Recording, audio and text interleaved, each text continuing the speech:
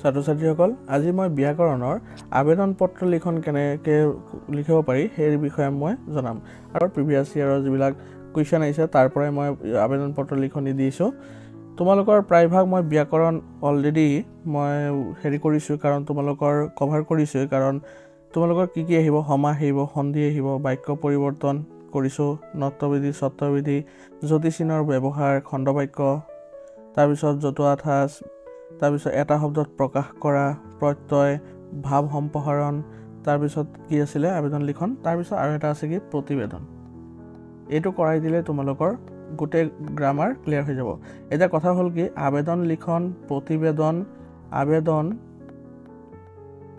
তাৰপিছত প্ৰতিবেদন আৰু তোমালোকৰ আৰু এটা কি আছে ভাৱ সম্প্ৰসাৰণ এই তিনিটাৰ ভিতৰত যিকোনো এটাহে আহিব মনত ৰাখিবা এই কাৰণে তিনিওটা চোৱাটোৱে তোমালোকৰ প্ৰয়োজনীয় আৰু তোমালোকে যেহেতু মেছেজ দিছা মই ভালেই পাইছোঁ তোমালোকে এইটো মানে কভাৰ কৰিবৰ কাৰণে সেইকাৰণে মই যেনেকৈ লিখিব লাগে কেনেকৈ কি কৰিব লাগে সেইখিনি তোমালোকে চাই ল'বা তাৰপিছত আৰু ৰৈ যাব এটা বস্তু ৰচনা ৰৈ যাব আৰু যিটো তোমালোকৰ দ্ৰুত পাঠ আছে সেইটো অলৰেডি মই কৰালোঁ যিকেইটা প্ৰশ্ন আহিব পৰা প্ৰশ্ন আছিলে সেইখিনি মই তোমালোকক দি দিছোঁ তাৰ পৰাই ইম্পৰ্টেণ্ট মই কি হ'ব মই একদম তোমালোকৰ ৰেপিড ৰিডাৰৰ যিখিনি প্ৰশ্ন আছে সেইখিনি দি দিছোঁ লগতে তোমালোকৰ তাৰ কি আছে PDF আছে তোমালোকে টেলিগ্ৰাম চেনেলত জইন হ'লে গোটেইখিনি পাই যাবা আৰু এইখিনিও তোমালোকে পাবৰ কাৰণে তোমালোকে টেলিগ্ৰাম চেনেলত ডেছক্ৰিপশ্যনত যিটো লিংক দি আছে সেইটোত গৈ তোমালোকে জইন হৈ গ'লেই পাই যাবা ঠিক আছে তেতিয়াহ'লে আজি চাওঁ কেনেকৈ আমি তোমালোকৰ আবেদন পত্ৰ লিখিব লাগে তাৰ বিষয়ে কেইটামান 2014ৰ পৰা আৰম্ভ কৰি 2020 লৈকে যিকেইটা আহিছে বা 21 লৈকে এই গোটেইখিনি আমি মই ইয়াত দিছোঁ ঠিক আছে তোমালোকে চাই যোৱা তাৰপিছত এইখিনি কৰাৰ পিছত আমাৰ প্ৰায় তোমালোকৰ ব্যাকৰণ শেষ আৰু বৰ্তমান খালি থাকিব প্ৰতিবেদন থাকিব আৰু ৰচনা তোমালোকক মই কেনেকৈ কি লিখিব লাগে বা ইম্পৰ্টেণ্ট যিকেইটা সেইকেইটা দিবলৈ যত্ন কৰিম ঠিক আছে আৰু যদি তোমালোকৰ কিবা অসুবিধা আছে মোক জনাবা এতিয়া চোৱা 2014 চনত কি কৰিছে শিক্ষান্ত পৰীক্ষাৰ আগত তুমি বাস কৰা এলেকাত সঘনাই বিদ্যুৎ কৰ্তনৰ বাবে পঢ়াৰ অসুবিধাৰ কথা জনাই বৰ্তমান সময়ত বিদ্যুৎ কৰ্তন নকৰিবলৈ বিভাগীয় কৰ্তৃপক্ষক এখন আবেদন লিখিব লাগে এতিয়া উত্তৰত তুমি কেনেকৈ লিখিবা ইয়াত কিন্তু এটা কথা তোমালোকৰ নিজৰ নাম লিখিব নোৱাৰা ঠিকনা লিখিব নোৱাৰা যিকোনো ক্ষেত্ৰত তুমি নাম লিখিলে ক বুলি দিবা ঠিকনা তোমালোকে সম্পূৰ্ণ নিলিখিবা কেনেকৈ লিখিব লাগে চাই যোৱা প্ৰতি মাননীয় আৰু এইফালে তাৰিখ মাননীয় কাৰ কথা কৈছে ইয়াত বিদ্যুতৰ কাৰণে কৈছে এইকাৰণে বিদ্যুৎ যোগান উপ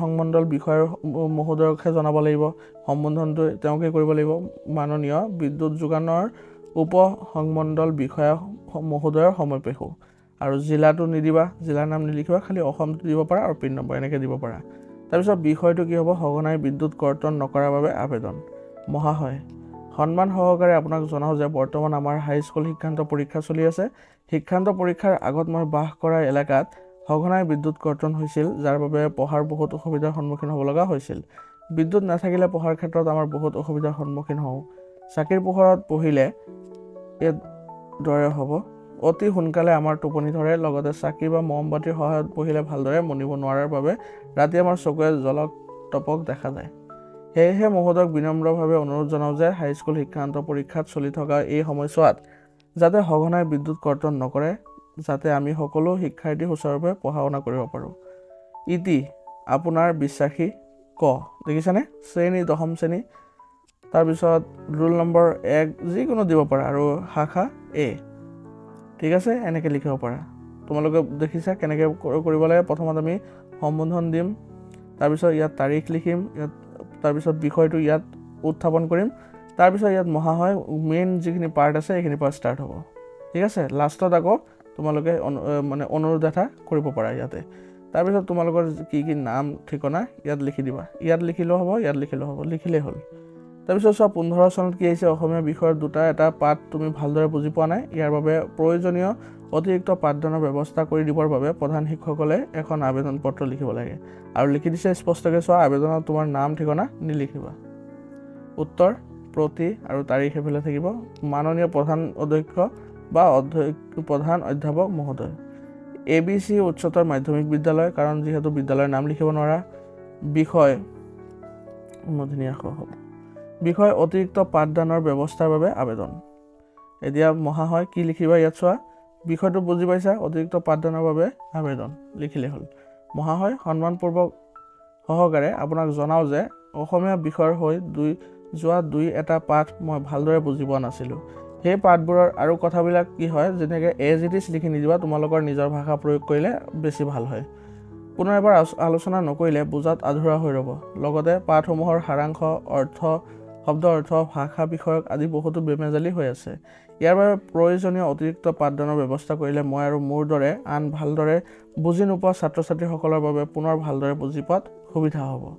সেয়েহে দয়ালু মহোদয়ৰ ওচৰত বিনম্ৰ অনুৰোধ যে প্ৰয়োজনীয় অতিৰিক্ত পাঠদানৰ ব্যৱস্থা কৰি ভালদৰে বুজি নোপোৱা পাঠবোৰ সুস্থিৰভাৱে বুজাত আৰু জ্ঞান অৰ্জন কৰাত সুবিধা প্ৰদান কৰি দিয়া যেন। ইতি আপোনাৰ একান্ত বাধ্য ছাত্ৰ ছাত্ৰী ক বুলি লিখিবা, শ্ৰেণী 10ম।